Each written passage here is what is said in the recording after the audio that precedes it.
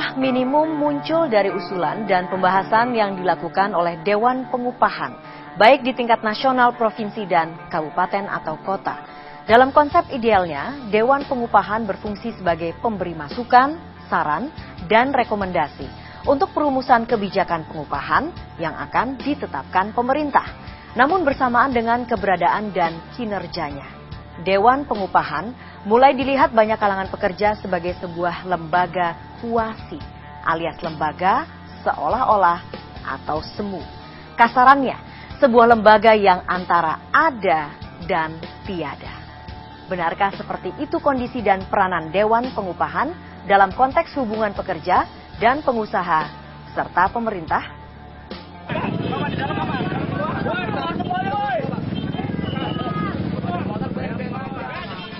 Penetapan upah minimum provinsi dan upah minimum kabupaten atau kota menjadi salah satu persoalan klasik ranah perburuhan yang rutin menimbulkan gejolak di kota-kota padat industri.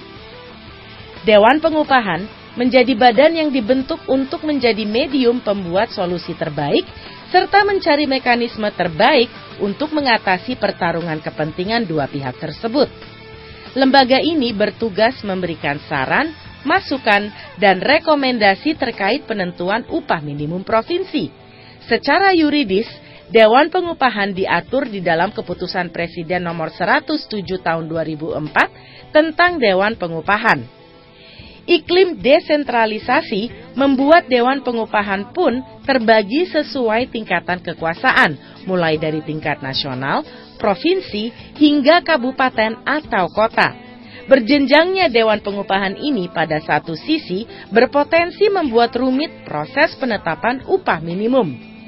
Pemberian kewenangan kepada kepala daerah dengan mempertimbangkan usulan Dewan Pengupahan di wilayahnya bisa membuka celah bagi pihak-pihak terkait untuk melakukan lobi dan upaya pemaksaan kehendak demi kepentingannya masing-masing. Misalnya saja terkait kepentingan politik. Bupati, wali kota hingga gubernur bisa saja menggunakan kekuasaannya dalam tanda petik untuk menentukan upah minimum di latar belakangi maksud untuk melakukan bargaining politik di dalam pilkada atau pencitraan di hadapan buruh yang memiliki massa cukup signifikan.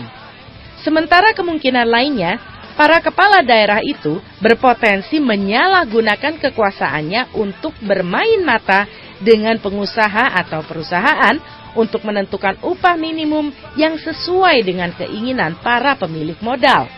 Di sisi lainnya, keberadaan, fungsi, dan wewenang Dewan Pengupahan hingga saat ini masih memiliki celah kelemahan. Misalnya saja, dasar kinerja Dewan Pengupahan dalam menentukan besaran upah minimum yang berasal dari pertimbangan faktor kondisi wilayah dan elemen lokalitas setiap daerah. Ketika salah satu metode pengukurannya adalah melalui survei, permasalahan baru pun muncul, yaitu pihak yang melakukan survei adalah mereka yang memiliki kepentingan terhadap hasil akhir survei tersebut. Faktor objektivitas hasil survei pun berpeluang untuk diragukan dan dipertanyakan akurasi dan validitasnya. Pihak yang mewakili buruh bisa jadi akan mempunyai hasil survei dengan nilai tertentu yang berbeda dengan pihak pengusaha. Hal itu ujung-ujungnya akan membuat perbedaan versi jumlah komponen serta besar biaya tiap komponen yang digunakan dalam menghitung dan menetapkan standar kebutuhan hidup layak atau KHL. Itu artinya pula persoalan kredibilitas serta netralitas para anggota Dewan Pengupahan cenderung mudah tercoreng. Selanjutnya, persoalan ekonomi biaya tinggi yang hingga saat ini masih menjadi momok bagi kondusivitas iklim investasi Indonesia. Bukan menjadi rahasia lagi bahwa masih banyak biaya-biaya siluman alias pungutan liar yang ada dan bertebaran di birokrasi saat ini. Akibatnya, alokasi biaya yang seharusnya dapat dipergunakan untuk menyejahterakan buruh terserap kepada oknum-oknum birokrasi atau aparatur negara lainnya, maupun oknum lain yang gemar memeras pengusaha. Dari sejumlah paparan tadi, seharusnya membuat peran dan fungsi Dewan Pengupahan semakin ditingkatkan dan diperluas, sehingga tidak muncul stigma sebagai sebuah lembaga seolah-olah. Pertarungan di dalam Dewan Pengupahan jangan hanya berpusar di masalah ritual tahunan terkait upah buruh semata. Dewan Pengupahan sepatutnya diperkuat menjadi sebuah lembaga yang menjadi wahana dan pusat data untuk memikirkan dan merancang strategi kebijakan industrial antara buruh dan pengusaha atau perusahaan yang lebih luas, menyeluruh, dan berjangka panjang. Faktor ekonomi biaya tinggi kerap menjadi variabel penghambat kelancaran proses produksi dan lainnya. Ekonomi biaya tinggi umumnya berbasis pada adanya praktik pungutan liar, kolusi, birokrasi kompleks, hingga pajak berlapis.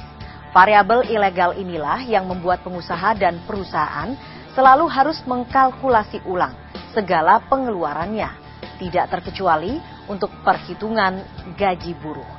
Praktik ekonomi biaya tinggi inilah yang lantas menjadi faktor penyumbang timpangnya perhitungan antara pengusaha dan buruh. Ketika negosiasi menemui jalan buntu dan pemerintah seolah tutup mata, kaum buruh pun seolah kembali terpinggirkan dan terabaikan.